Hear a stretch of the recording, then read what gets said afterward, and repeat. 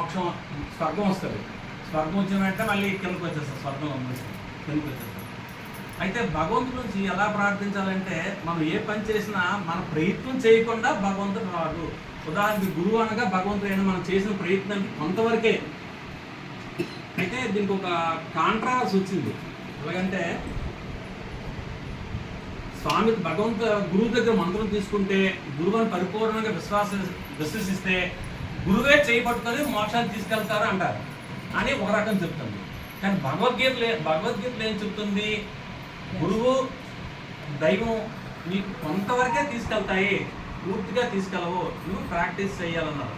దాని ఉదాహరణకి ఒక వ్యక్తి, ఒక రైతు ఉంటాడు. ఆ రైతు రోజు వ్యవసాయం చేస్తుంటాడు. హనుమంతుడు భక్తుడు, 24 గంటలు ఆంజనేయ స్వామి పారాయణ చేస్తుంటాడు, మహాభక్తుడు. ఒకరోజు వేరే ఊరు వెళ్తాడు ఎరువులు తేడానికి వెళ్తే ఎరువులు బండి మీద వేసి వస్తుంటాడు. నాటు బండి మీద పెద్ద వర్షం పడితే ఒక ఆ ఎద్దుల బండి నుంచి పెద్ద గుమ్మలో కూలిపోద్ది. ప్రయత్నిస్తాడు, వాడు ఏం చేస్తాడు, కూలిపోయిన చెప్పేసి పక్కన చెట్టు దగ్గరికి వెళ్ళిపోయి ఆంజనేయ స్వామి ప్రార్థిస్తాడు. అంటే ఒక సరదా కథ, జరిగింది కాదు. ఆంజనేయ స్వామి ప్రార్థిస్తే ఆంజనేయ స్వామి ప్రత్యక్షం వస్తారు.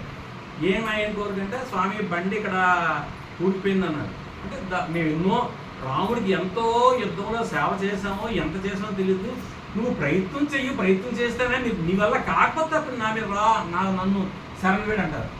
అంటే అప్పుడు ఆ రైతు ఏం చేస్తారంటే ఇలా గట్టి ప్రయత్నించడానికి బండి వచ్చేస్తుంది.